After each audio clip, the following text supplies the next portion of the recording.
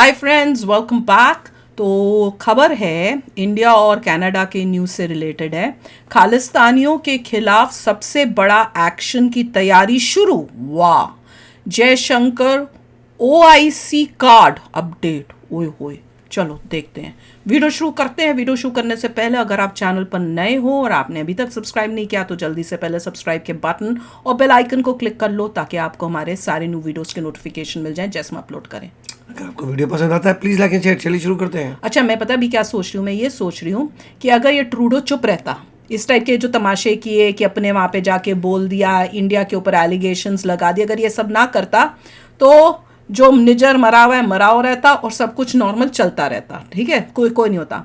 क्योंकि इसने ये सब खेड़े खड़े किए हैं, अब जो है इंडिया ऐसे ऐसे स्ट्रॉन्ग एक्शंस ले रहा है और भी कि भैया अब उसको समझ नहीं आएगी ये मैंने क्या कर दिया। मैंने अपने आप अपने कुल्हाड़ी उठाई और अपने पैर पे मार दिए मैंने, क्योंकि अब जो हमने नहीं शायद करना था, अब हमको इसकी वजह से हमें एक मौका मिल गया कि हम और भी स्ट्रॉन्ग एक्शंस ले, और वही कर रही है हमारी गवर्नमेंट। अब कमाल है। तो चलो शुरू करें।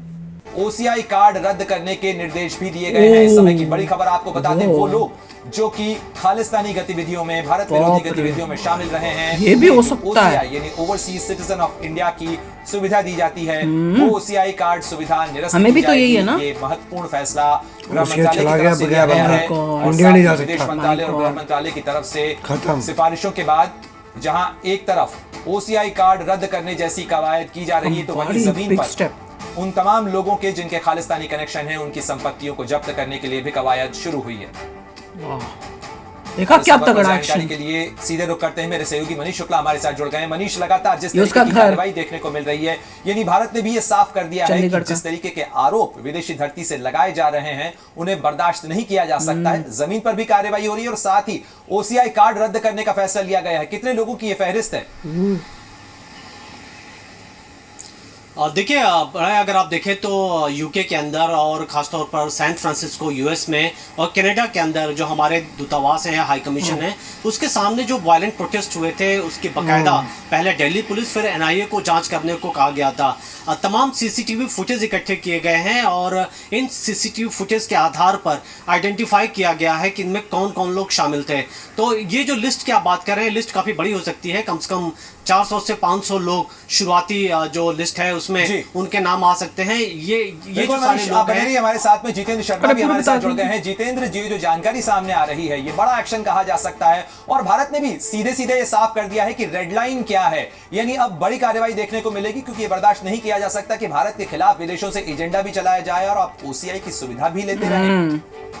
बिल्कुल ठीक कहा प्रणय, क्योंकि जिस तरह से खालिस्तानी जो आतंकी हैं विदेशों में बैठ करके भारत के खिलाफ जो अभियान छेड़े हुए हैं और वहां बैठ करके अपना एजेंडा चला रहे हैं, उसको लेकर के भारत सरकार अब सख्त कदम उठाने जा रही है। और यही वजह है कि जितने भी खालिस्तानी समर्थक हैं और जो आतंकी हैं जो विदेश में बैठे हैं, चाहे वो अमेरिका में बैठे हो, ऑस्ट्रेलिया में बैठे हो, कनाडा में बैठे हो या फिर यूके में बैठे हो, उन सभी की लिस्ट तैयार करने के लिए कहा है और ये पता लगाने के लिए कहा है कि किन किन लोगों को ओसीआई की सुविधा मिली हुई है। इसको अपने इस तरह से समझिए कि जो खालिस्तानी आतंकी है, जिनके चेहरे जानते हैं, जिनकी बताया एनआईए और जो दूसरी एजेंसीज है उनके पास लिस्ट है, उन्होंने तैयार कर रखी है, वो सामने वाले चेहरे हैं। लेकिन उसके अलावा बहुत सारे ऐसे लोग हैं जो कि सिंपैथाइजर हैं, वहां पर रह करके अपना एजेंडा चला रहे हैं और भारत में वो बिना किसी रोक टोक के ओसीआई कार्ड की वजह से आ रहे हैं। यहाँ पर निवेश भी कर रहे हैं, अपने और अपने परिवार के नाम से संपत्तियों में निवेश कर रहे हैं और लगातार आ जा रहे हैं। यानी कि जो उनका एजेंडा है उसको बिना किसी रोक टोक के वो चला पा रहे हैं।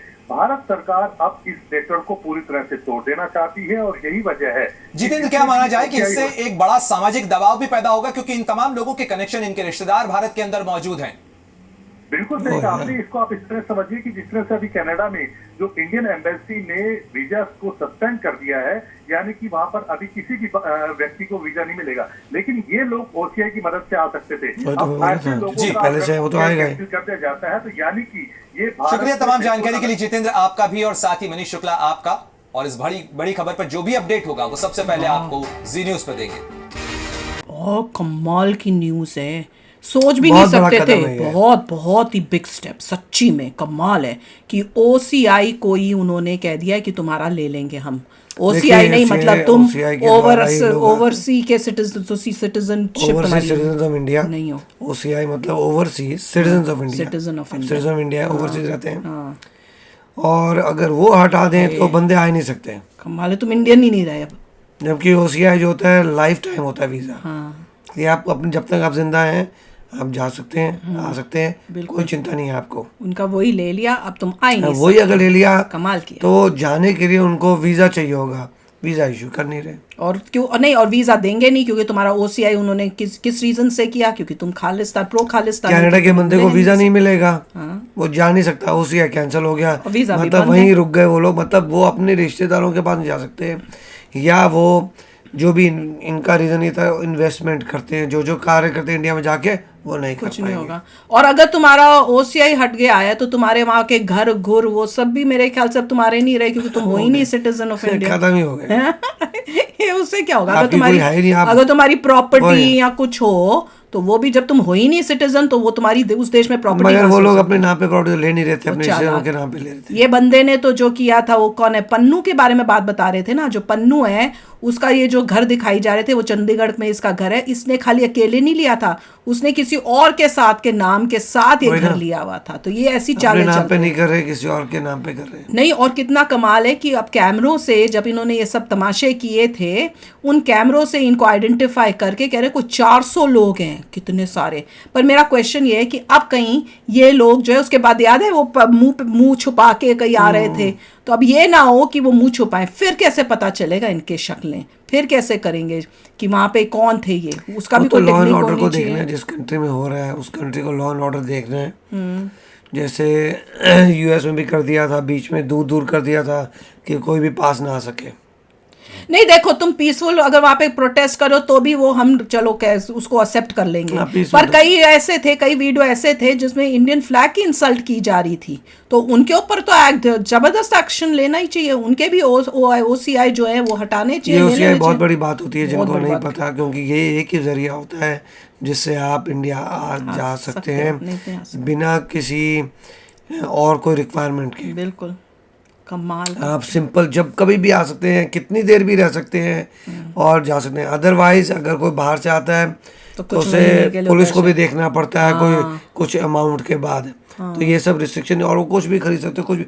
आप सिर्फ ये होता है ओसीआई में कि आप इंडिया के सिटीजन हो, ओनली डिफरेंस इज वोटिंग नहीं कर सकते बस। और कुछ रिस्ट्रिक्टेड जगह हैं जहाँ पे हम नहीं जा सकते। मान लिया अरुणाचल प्रदेश में शायद आपको परमिशन लेनी पड़े, आप बॉर्डर के पास में जाना चाहते हैं तब परमिशन लेना पड़े, बट उन्होंने लिखी होती है भाई एक दो जगह हैं जहाँ पे तुम्हें परमिशन चाहिए होगी। अच्छा, कश्मीर की बात नहीं कर रहा, बहुत बॉर्डर के पास जा रहे हैं जहाँ पे कंट्रोवर्शियल एरियाज, तो वहाँ पे तो मेरे ख्याल से सभी को लेनी पड़ती होगी, ऐसा तो नहीं। हाँ ऐसा मुझे लग रहा है, मगर जहाँ तक मैंने लेटेस्ट देखा था it is same as citizen of India, except कि आप वोट नहीं कर सकते और आप सब कुछ कर सकते हैं। हाँ पर तो सोचो यार, आपको आपकी सिटीजनशिप ऑफ इंडिया ही चली जाए। बिल्कुल कमाल कर दिया यार, क्या स्टेप लिया है, ऐसा धमाका किया है। अब ये समझेंगे कि भैया पंगा लेना इंडिया से क्या होता है। वाह, तो अभी शेयर करना अपने थॉट्स। चलते हैं, मिलेंगे नेक्स्ट वीडियो में बहुत ही जल्द। Till then take care and bye bye. तो अगर आप मेरे इस चैनल पे नए हो तो जल्दी से सब्सक्राइब के बटन को हिट करो और बेल आइकन को क्लिक करो, ताकि आपको मेरा जब नया वीडियो मैं लगाऊं आपको उसके बारे में जल्दी से पता चल जाए।